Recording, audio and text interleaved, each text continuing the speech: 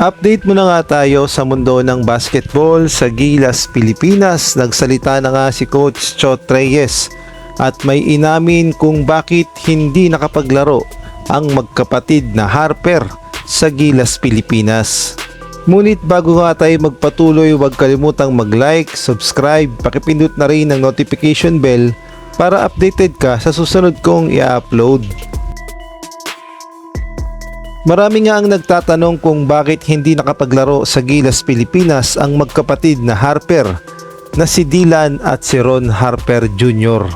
Dahil sayang daw kasi ang kanilang potensyal at malaki ang maitutulong nila sa Gilas, Pilipinas. At sa mga bagay nga na yan ay nagsalita na si Coach Chot Reyes at sinabi ang totoong dahilan kung bakit hindi nakapaglaro sa Gilas, Pilipinas ang magkapatid na Harper noon, at ito nga ang kanyang sinabi. Yeah, we've been trying to reach out to him, pati ko yun from way back on. Pero ayaw nila eh. So I think they were certain that they were going to make the NBA. It's unfortunate. Yeah. Pero yeah, he's been on our radar for a long time. High school pa sila pareho magkapatid. Sa tingin mo sa current status ng Gilas ngayon, sa tingin mo magiging sources? Well, that's for Coach Tim to answer. That's not my call anymore. But a player like that, of course, we can use it. So ang lumalabas ay matagal na palang nare-recruit ng SPP at itong si Coach Chot Reyes ang magkapatid na Harper. Biruin nyo, high school pa lang ay nare-recruit na sana ng SBP.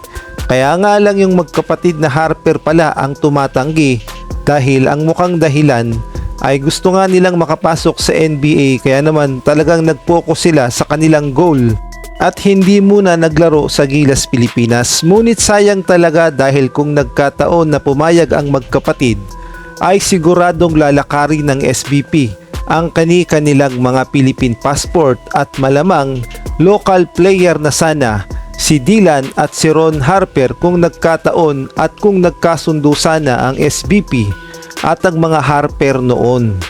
Samantalang para naman kay Coach Tim Cone ay hindi pa nga huli ang lahat at pwede pa maglaro para sa Gilas, Pilipinas itong si Dylan Harper. Kaya nga lang ay hindi na talaga siya pwede maging local player, at ang naging sagot nga ni Coach Tim Cone ay eto nga. Ang sabi nga ni Coach Tim Cone, as far as I know, there were some feathers about him playing in Gilas, but it seems like he would have the same status as Jordan Clarkson or Jalen Green as naturalized player.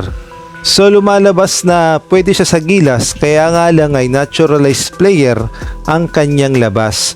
At kung nagkataon na magkasundo ang SBP at itong si Dylan Harper sa Gilas, Pilipinas, ay masasabi nating malaking bagay talaga ang pagkakaroon ng isang Dylan Harper dahil batang-bata pa at malaki pa ang maitutulong sa Gilas, Pilipinas at mahaba-haba pa ang kanyang serbisyo kung sakali man na maging naturalize siya ng Gilas, Pilipinas.